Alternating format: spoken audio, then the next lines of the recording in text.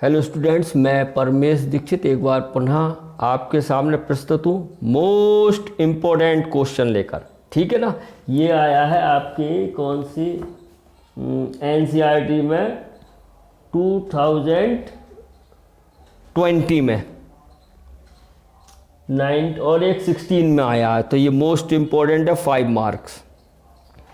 तो बड़े ध्यान से देखिएगा, इजी है, इजी मेथड से कराने की कोशिश करेंगे। हमें दिया है if 1 plus sine square theta is equal to 3 sine theta cos theta, then prove that tan theta is equal to 1 और 1/2। तो हमें जो गिवन है बेटा, पहले उसे लिखते हैं हम 1 प्लस साइन स्क्वायर थीटा बराबर 3 साइन थीटा कॉस थीटा। देखो इसको हमें क्या एक इक्वेशन बनानी पड़ेगी, क्योंकि टेन थीटा की वैल्यू हमें लानी है। ठीक है ना। तो इसको या तो टेन थीटा में बनाओ सबको, या कॉट थीटा में। क्यों? क्योंकि कॉट से टेन बनाना आसान होता है। ठीक है, मेरी बात समझ रहे हैं ना, क्लियर है। तो हम क्या करते हैं इसमें, सबसे पहले ऐसा फार्मूला लगाओ ये साइन स्क्वायर थीटा कट जाए, और साइन स्क्वायर थीटा कटेगा, मेरी बात समझ रहे हो ध्यान से। तो इसका मतलब इसको साइन स्क्वायर थीटा से डिवाइड कर दो। आप कहोगे सर ऐसा क्यों कर रहे हो? ऐसा इसलिए कर रहे हैं बेटा, साइन स्क्वायर थीटा से ये कट जाएगा, और यहाँ 1 साइन स्क्वायर थीटा आएगा तो वो हो जाएगा कोसेक स्क्वायर थीटा, और कोसेक स्क्वायर थीटा से कोट स्क्वायर थीटा बना लेंगे। समझ रहे हो बात नहीं है ना। तो इजी हो जाएगा। और कहोगे सर हम 10 में ही क्यों नहीं बना लेते डायरेक्ट? 10 में बनाने के लिए आप कॉस स्क्वायर थीटा से करोगे ना, तो ये हो जाएगा 1 किससे कॉस स्क्वायर थीटा होता है sec square theta plus tan square theta. तो ये दोनों रहे, मेरी बात समझ रहे हो नहीं। अगर हम 10 हो उससे भी जाएगा, टेन स्क्वायर वो कॉस स्क्वायर थीटा से अगर हम इसको डिवाइड करें हो तब भी जाएगा। ठीक है, आप करके देखना। लेकिन मेरा प्रयास यही है, मैं इजी मेथड बताऊं, आपको बता तो रहा हूं मैं। क्योंकि देखो हम इसको साइन स्क्वायर थीटा से डिवाइड करेंगे, ये तो 1 हो जाएगा, और ये कोसेक हो जाएगा। कोसेक को 10 में बदल सकते हैं, कॉट में बदल सकते हैं, और कॉट से 10 में। अगर हम इसको कॉस स्क्वायर थीटा से डिवाइड करें तो ये भी नहीं कटेगा ना। Cos sine square theta upon cos square theta 10 square theta हो जाएगा, और 1 cos square theta sec square theta, थोड़ा मल्टीपल हो गया।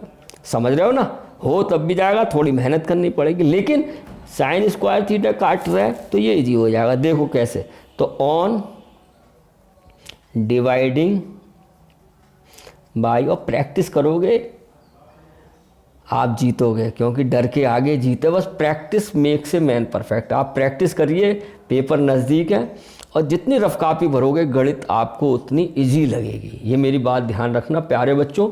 On dividing by sine square theta both sides. ठीक है, तो अब डिवाइडिंग करो, अब इसमें भी करो 1 साइन स्क्वायर थीटा। ध्यान से देखना, सबको डिवाइड कर देता हूं, प्लस ये कितना हो गया sine square theta upon sine square theta is equal to 3 sine theta cos theta upon sine square theta. बात आई समझ में नहीं? देखो ये तो कट गया, मैं यही तो बात कर रहा था। और ये क्या हो गया, cosec square theta plus 1 is equal to sine square से ये कट गया, तो क्या बचेगा हमारे पास 3 cos theta upon sine theta. ये बात समझ में आई बेटा? देखो साइन थीटा ये स्क्वायर है, तो स्क्वायर से एक कट गया ऊपर वाला, तो 3 cos theta upon sine theta बचा। ठीक है, अब कोसेक स्क्वायर थीटा बराबर क्या होता है, जानते ही होगे क्या होता है। ये फार्मूला पढ़ा है नहीं, cosec square theta minus cot square theta is equal to 1। तो कोसेक स्क्वायर थीटा हो गया 1 प्लस कोट स्क्वायर थीटा।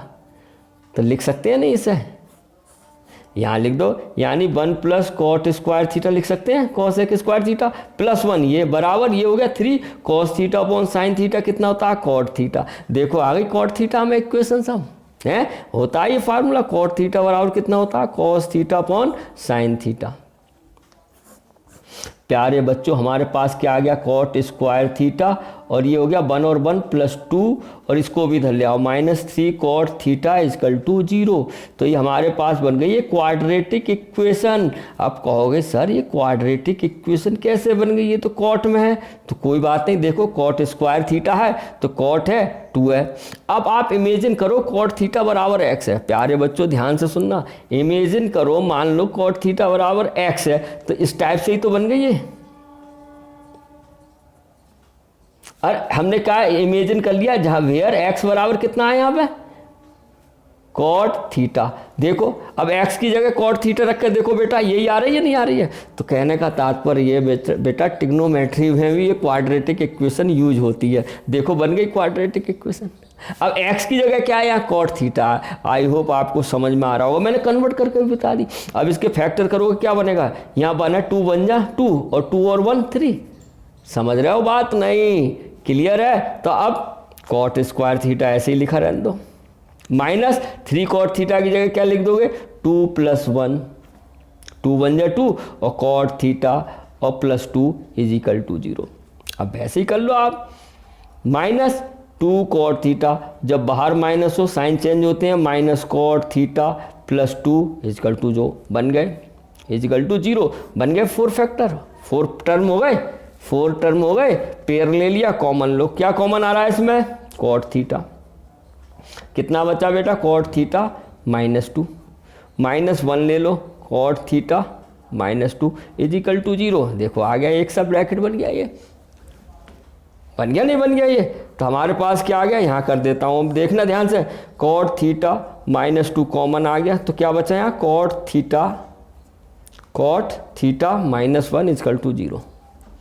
अब वही ले लो, इफ़ cot थीटा बराबर -2 इक्वल टू 0, cot थीटा बराबर हो गया बेटा 2। बात समझ में आ रही है। लेकिन हमें क्या निकालना है, tan थीटा बराबर ये प्रूव करना है। तो cot को tan थीटा बदल सकते हैं। तो cot थीटा बराबर 2 है तो tan थीटा बराबर कितना हो जाएगा बच्चों, रेसिप्रोकल कर देंगे 1/2। तो आ गया देखो 1/2।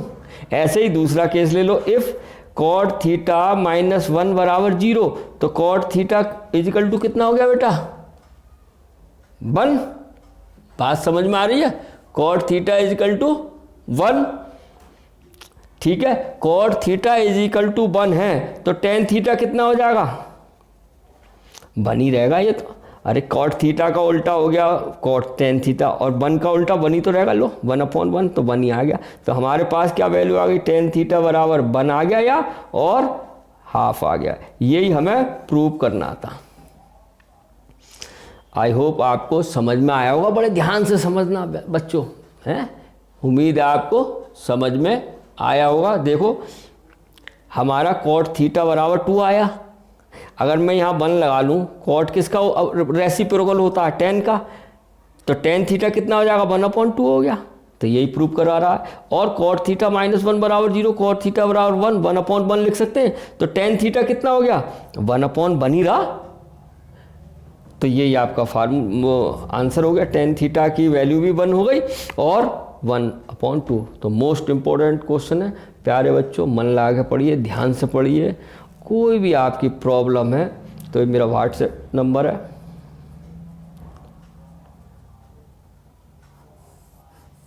ठीक है। मैं आपके लिए सदैव तत्पर तैयार हूँ, सदैव।